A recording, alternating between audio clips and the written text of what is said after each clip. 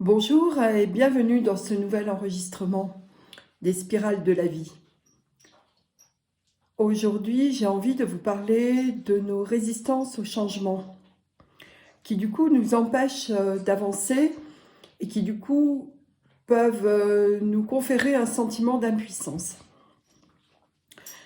Alors, qu'est-ce qu'une résistance au changement? Eh bien voilà, on peut avoir une aspiration à grandir, à s'élever, à changer, à s'améliorer, à croître. Et on y va. Et d'un seul coup, on se retrouve face à une embûche, face à quelque chose qu'on n'arrive pas à comprendre ou qui vient nous bloquer. Très souvent, ce blocage provient d'une situation du passé qui n'a pas été encore réglée, qui n'a pas été travaillée et qui du coup est restée brute. C'est-à-dire que lorsque nous vivons un événement traumatisant, par exemple à l'âge de 3 ans, et que personne ne nous aide à traverser cet événement, à l'intégrer et à en faire quelque chose de riche sur lequel on peut s'appuyer, comme une expérience qui va nous aider à grandir, eh bien, quand on se retrouve face à une expérience qui, de près ou de loin, nous rappelle de façon consciente ou inconsciente cette expérience de quand on était petit, alors nous tentons de la résoudre avec nos capacités de l'époque. C'est-à-dire que nous mettons dans notre énergie à résoudre cette situation qui se représente à nous, notre incapacité de petit enfant de l'époque à la résoudre. Parce que, par rapport à cette expérience, nous sommes restés figés, cristallisés, et que nous n'avons pas pu l'intégrer et que nous n'avons pas pu la faire nôtre. C'est typiquement ce qui peut nous bloquer dans notre processus d'évolution et dans les spirales de la vie dont je parle très souvent. Je vais vous citer un exemple pour que ce soit plus concret. Prenez par exemple une situation où un enfant vit son premier contact avec la mort. Alors ça peut être la mort d'un poisson rouge, ça peut être la mort d'un cochon d'Inde, ça peut être la mort d'un proche. Et imaginons que lors de cette situation, cet enfant soit laissé face à lui-même, face à son incompréhension de ce premier contact avec la mort. Imaginons que les grandes personnes ne mettent pas de mots, ne le rassurent pas, ne le consolent pas, ne lui expliquent pas que la mort est un processus et que ce sont des cycles et que notre corps meurt dans son enveloppe terrestre, mais que nous continuons à exister, à grandir, et cela de façon infinie. Imaginons que rien ne soit posé comme mot et comme accompagnement dans ce traumatisme que peut être la rencontre de la mort pour un enfant. Alors, cet enfant va rester avec un gros point d'interrogation dans sa tête. Et il va mentaliser, c'est-à-dire que s'il est en âge de commencer à conceptualiser, c'est-à-dire vers 2-3 ans, à ce moment-là, il va essayer lui-même de s'apporter des explications pour tenter de comprendre ce que c'est que ce phénomène. Et forcément, il va le faire avec ses capacités de petit enfant. C'est-à-dire que ses capacités sont très limitées, c'est sa première expérience par rapport à la mort, et il va, avec les expériences qu'il a déjà vécues, puisque nous vivons toujours, nous conceptualisons toujours par rapport à des choses que nous avons vécues, eh bien, il va aller piocher dans son référentiel de sa petite vie terrestre ce qui peut faire du sens. Et par exemple, ça va être eh bien, j'ai été méchant et c'est pour cela que maman est triste, ou c'est pour cela que le cochon d'Inde est mort. Ou alors, quelquefois, l'enfant, dans son enfance, a entendu ses parents lui dire tu vas me rendre malade, mais tu vas me faire mourir. Et il le prend au pied de la lettre. Ou alors, il va s'imaginer qu'il n'est pas le bienvenu. Et du coup, il va rester dans son coin en se disant que c'est de sa faute. Vous voyez, il y a plein de scénarios possibles. Et cela va s'engrammer dans la conscience de l'enfant, dans en tout cas ses comportements. Et c'est pas forcément conscient, justement. Ça peut s'engrammer aussi dans l'inconscient. Lorsque c'est conscient, on peut y avoir accès facilement et le travailler et du coup grandir et intégrer cette expérience. Par contre, souvent, cela se niche dans l'inconscient et à ce moment-là, cela va diriger nos vies, comme toutes nos expériences qui n'ont pas été intégrées, eh bien, elles vont diriger notre vie en nous emmenant droit dans le mur. C'est-à-dire que nous allons éviter soigneusement toutes ces situations qui, de près ou de loin, consciemment ou inconsciemment, nous ramènent à un traumatisme non digéré. Et forcément, comme nous ne savons pas faire à cet endroit-là, nous allons attirer ces situations.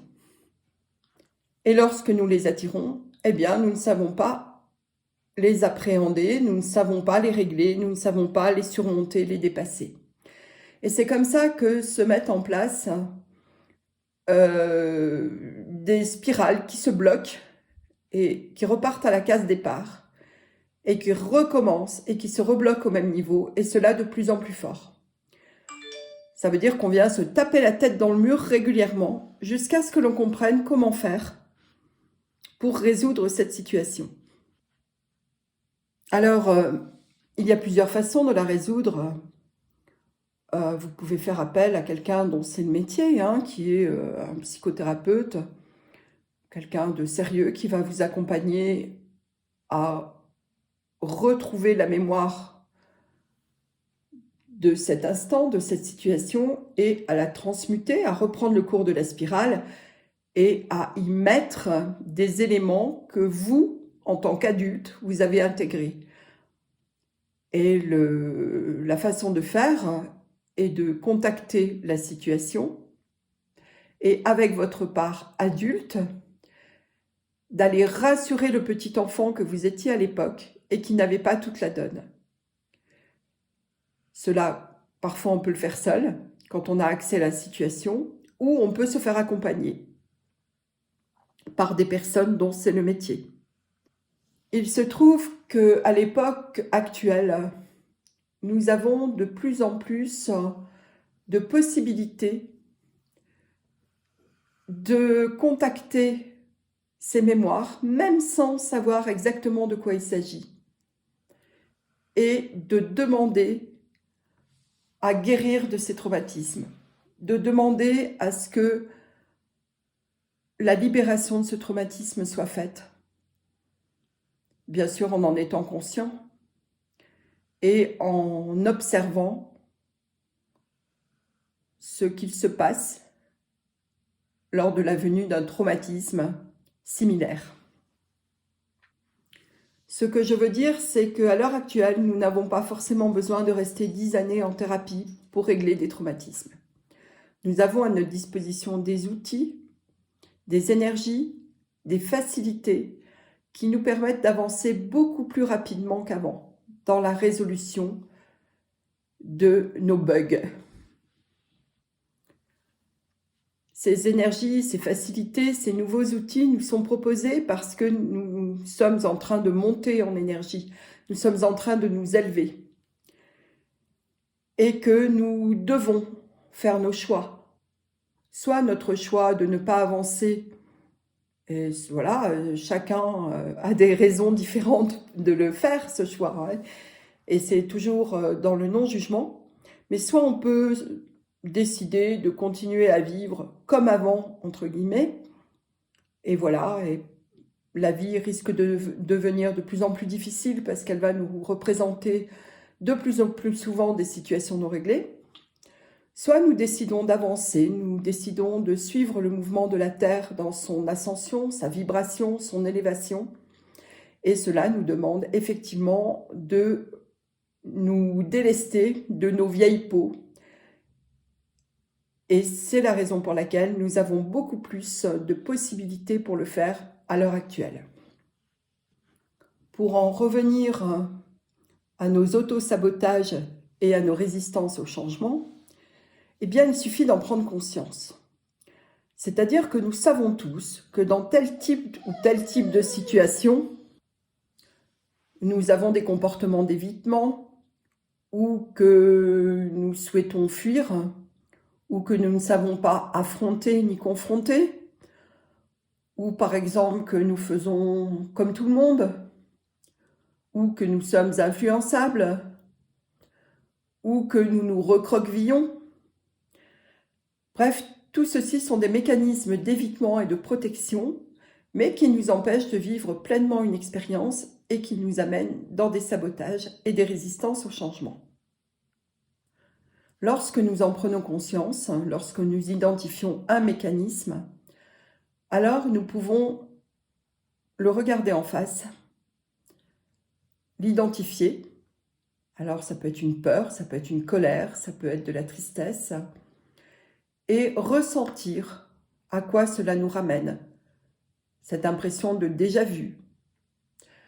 Nous ne sommes pas obligés de retrouver l'événement source, car il peut remonter à quand nous étions bébés, voire même avant, dans d'autres incarnations, ou quand nous étions dans le ventre de notre mère. Donc nous n'avons pas forcément accès à l'origine du traumatisme, mais nous avons accès à son énergie, à l'énergie véhiculée par ce traumatisme. Et nous avons la possibilité, à l'heure actuelle, de transmuter cela par le biais de l'énergie, tout en ressentant, reconnaissant l'émotion qui y est liée. Et plus nous faisons ce processus, plus nous le suivons, plus nous dégageons, plus nous nettoyons, plus nous nous libérons, alors plus nous pouvons être dans l'instant présent, parce que nous ne sommes plus dans la peur ou dans l'anticipation ou dans la mentalisation. Et alors nous sommes disponibles, ici, maintenant, à ce qui se passe dans l'instant présent. Et c'est la clé. C'est la clé de la présence à soi. C'est la clé pour se sentir bien. C'est la clé pour être au contact de toutes les parties de soi. C'est aussi la clé de l'acceptation. Lorsque nous sommes en accord avec nous, lorsque nous sommes dans notre présence à nous-mêmes, ou on peut dire dans notre pleine conscience, eh bien alors nous n'avons plus peur et nous pouvons nous élever en énergie, en vibration. Et nous pouvons faire de vrais choix. Des choix qui ne font plus référence au passé. Des choix qui se basent sur ce que nous ressentons dans l'instant et sur notre aspiration à évoluer, plutôt que de nous recroqueviller et d'involuer. Depuis des millénaires, notre processus d'évolution a été mis à mal par la peur.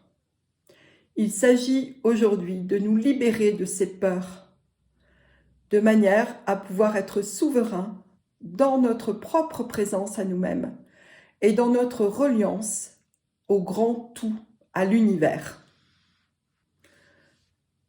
Au fil des années, des centaines d'années, des siècles, des millénaires, nous nous sommes coupés de cette source.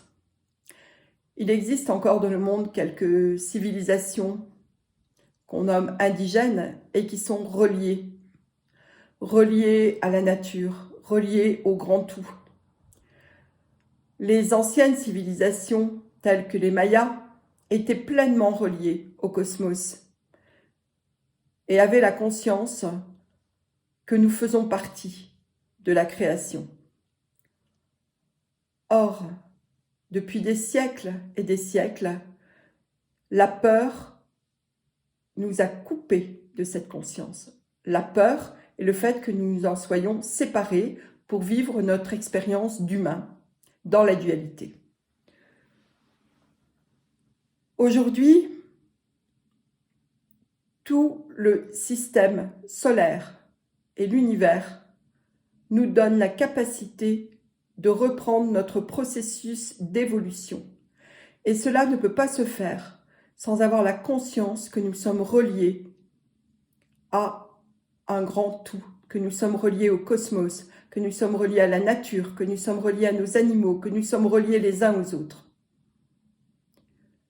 Il ne s'agit plus d'être dans la dualité, chacun pour soi, mais d'être dans la conscience que tout ce que nous émettons comme pensée ou comme acte va affecter l'autre, les autres, et de la même manière que quand on lance une pierre dans une flaque d'eau ou dans un étang, eh bien elle va créer des ondes qui vont revenir au point de départ après avoir atteint la berge. Et bien de la même façon, tout ce que nous émettons va avoir une influence sur notre entourage et à un moment donné va nous revenir. Il s'agit d'une loi universelle. Et actuellement, nous ne pouvons plus continuer à fonctionner comme ça si nous voulons évoluer, si nous voulons changer de dimension, ce qu'on appelle ascensionner, mais qu'il s'agit en fait de reprendre son processus d'évolution. C'est la raison pour laquelle ce chemin nous est facilité, parce que la densité de la Terre diminue et que nous avons accès à des énergies beaucoup plus fluides, beaucoup moins plombantes, qui nous permettent d'avancer dans ce processus d'évolution. Lorsque nous nous rappelons que nous sommes des êtres multidimensionnels et que nous sommes reliés, à ce moment-là, nous vient la notion de, certes, liberté, cette liberté intérieure que personne ne peut nous enlever, et aussi la notion de responsabilité. À savoir que lorsque nous disons quelque chose à quelqu'un, il est primordial de savoir pourquoi nous le disons, dans quelle intention. Je prends un exemple. Imaginons que vous n'aimiez pas votre voisin. Voilà, il vous a fait quelque chose que vous n'avez pas apprécié, bref. Mais vous n'osez pas le lui dire. Et vous portez en vous une colère.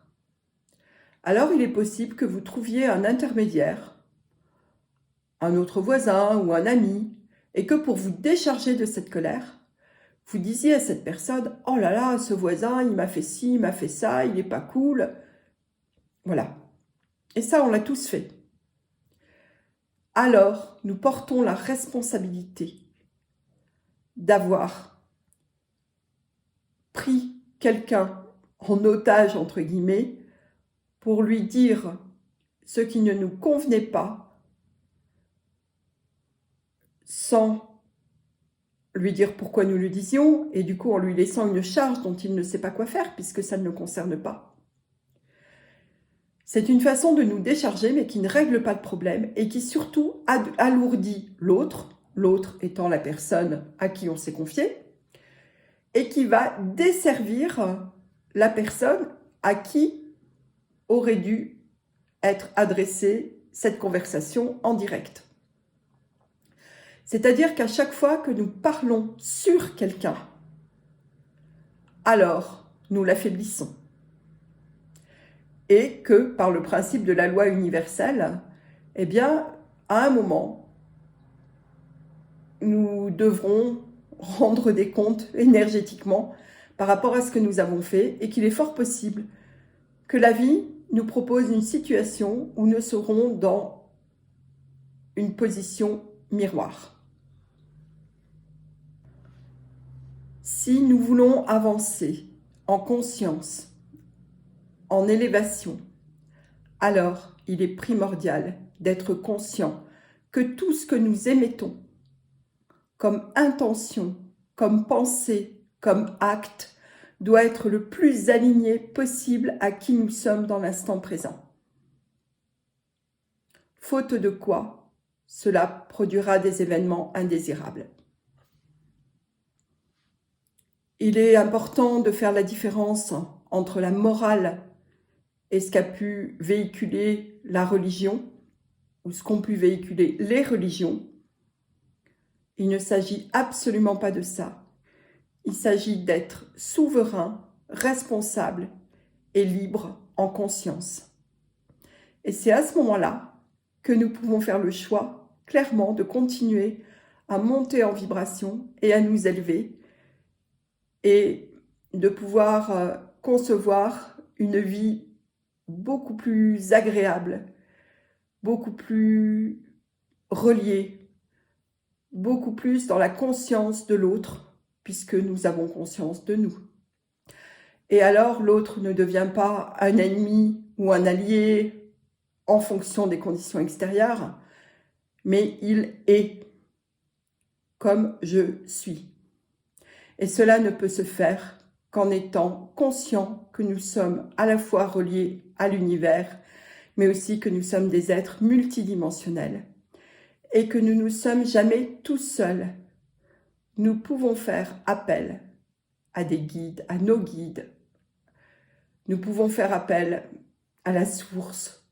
Nous pouvons faire appel à la vie sous toutes ses formes, pour peu que ce soit une énergie porteuse qui s'appuie sur l'authenticité, qui s'appuie sur la légèreté, qui s'appuie sur la conscience et qui s'appuie sur la joie. Nous pouvons faire appel à tout cela.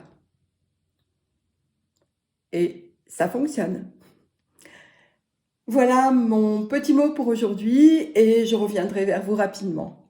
Belle journée à tous. Au revoir.